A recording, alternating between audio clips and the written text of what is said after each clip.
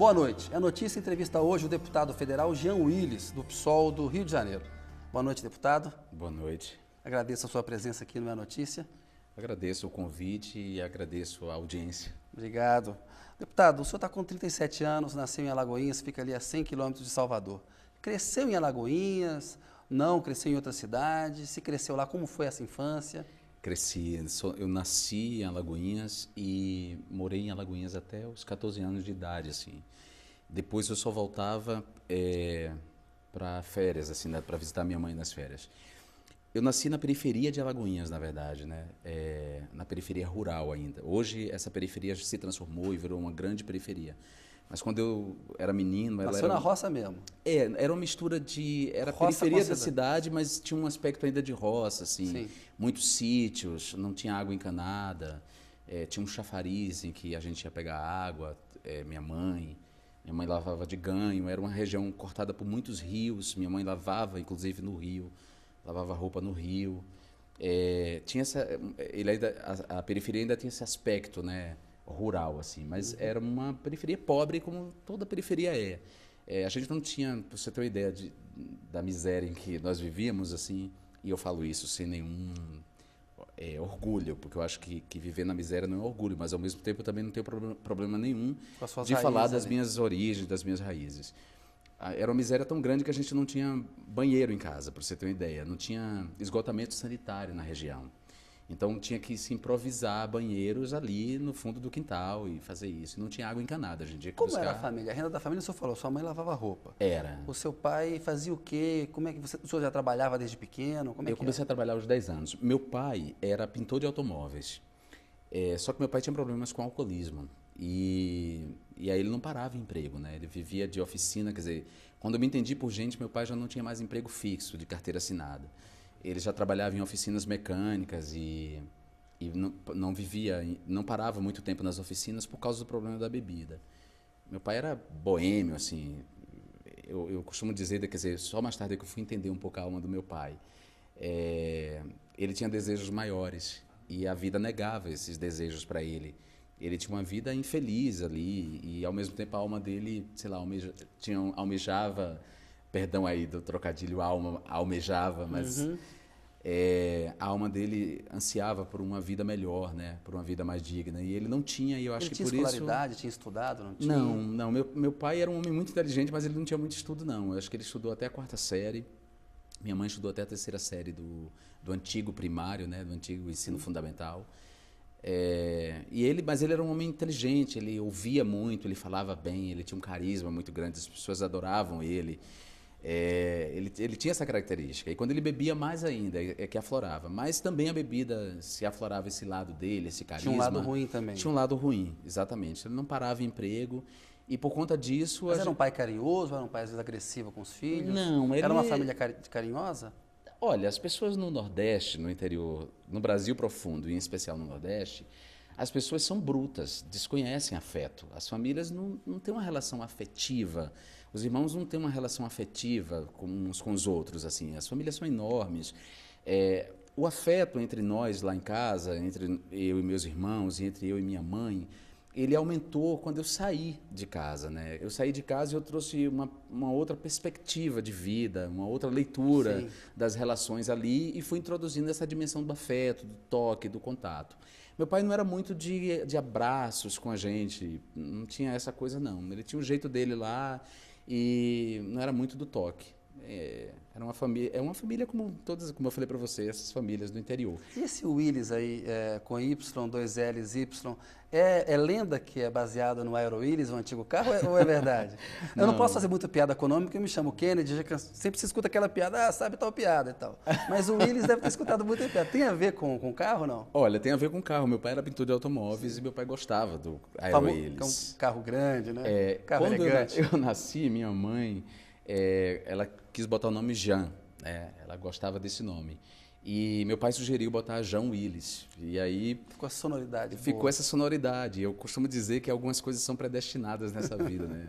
Parece que ao me dar esse nome, eu nasci meio que predestinado. Mas só para dizer, então a renda da minha família era essa. Minha mãe lavava de ganho, Depois ela foi trabalhar como empregada doméstica. E meu pai fazia esses bicos, né? Nem sempre ele tinha dinheiro, nem sempre conseguia, e o que ele conseguia ele bebia. Às vezes a gente passava um dia inteiro esperando ele voltar para casa com alguma coisa para comer, e quase sempre ele voltava de mãos vazias, né? Ou quando chegava era muito tarde, a gente tinha passado o dia com fome. Minha mãe não queria que a gente fosse para a escola com fome, mas a gente ia mesmo assim, eu e meu irmão.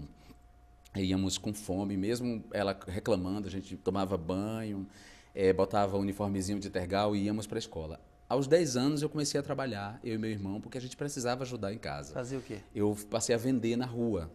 Lá não tinha semáforo, Vendia então o quê? Picolé? vendia algodão doce. Algodão doce. Algodão doce. Antes de começar a vender picolé, como eu era da igreja, da Igreja Católica, das comunidades eclesiais de base, né? A Igreja Católica, abaixo da Candeia... Pastoral da Juventude. A pastoral eu entrei depois. Primeiro, eu comecei a frequentar... Nas antigas SEBs ali? As comunidades eclesiais de base, exatamente. E tinha a comunidade da Baixa da Candeia, que era o lugar onde eu morava. E comecei a frequentar como eu fui para catequese, na verdade.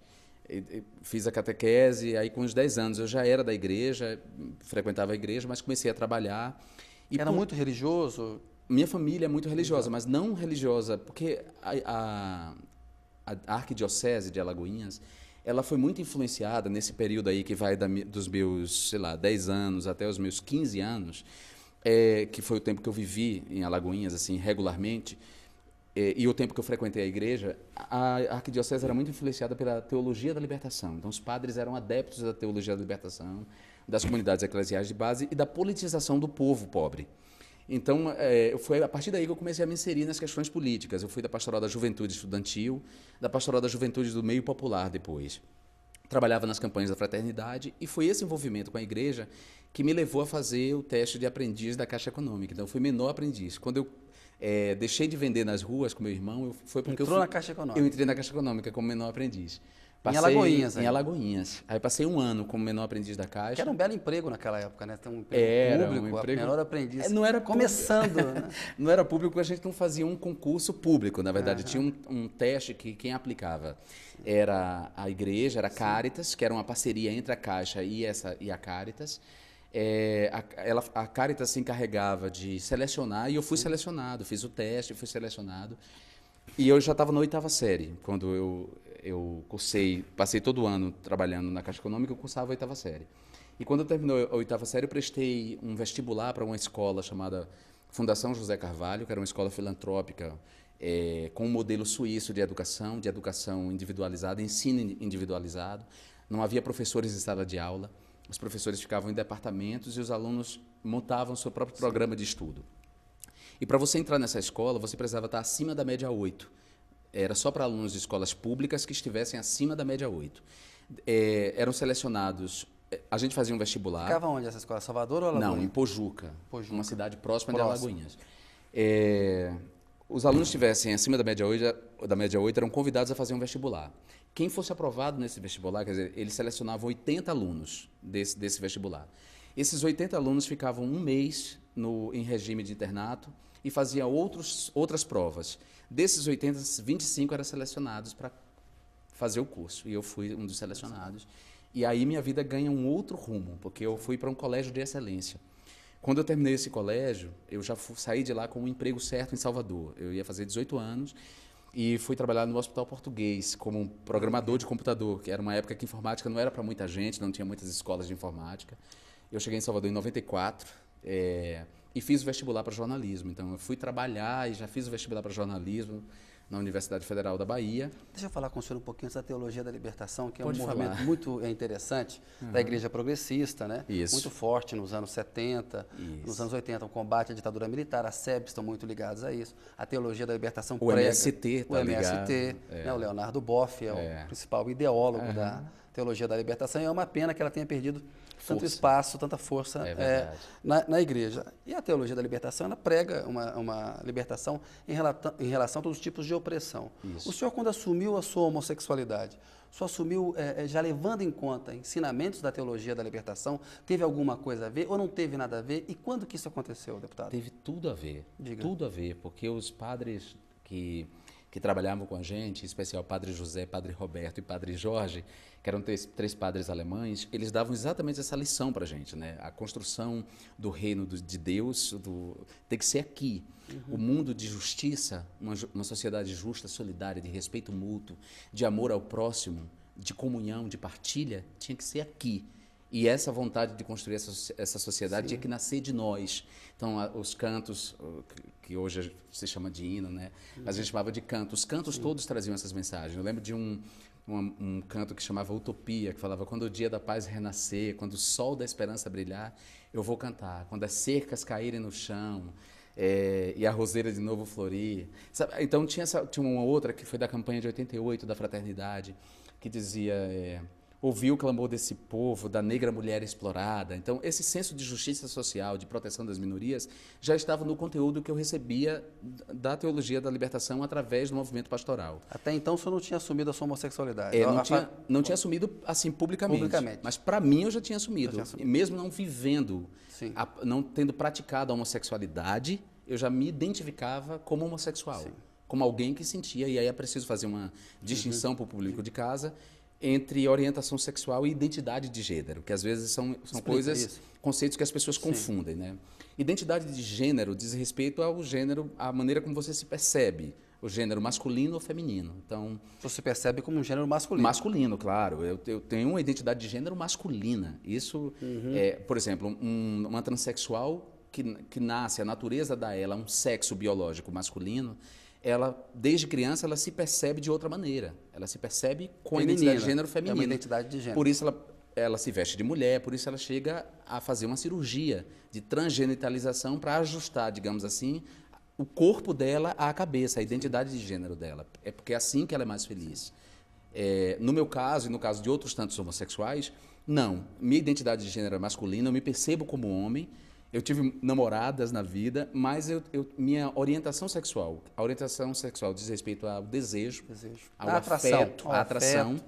Ela se desenhou muito cedo, né? A partir dos 15, 16 anos eu comecei a perceber que eu tinha atração por homens, e aí eu achei que era honesto comigo, honesto com minha mãe, honesto com todo mundo dizer. E aos 16 anos, mesmo antes de ter vivido uma experiência homossexual, eu assumi minha homossexualidade. Dizem que é sempre muito difícil, claro que foi difícil. Como que foi virar para a mãe, para o pai, para a família e comunicar? Como foi a reação deles? A reação da minha mãe foi uma reação comum a toda mãe. Ela queria que eu não fosse. Ela disse isso para mim com todas as letras. Eu preferia que você não fosse.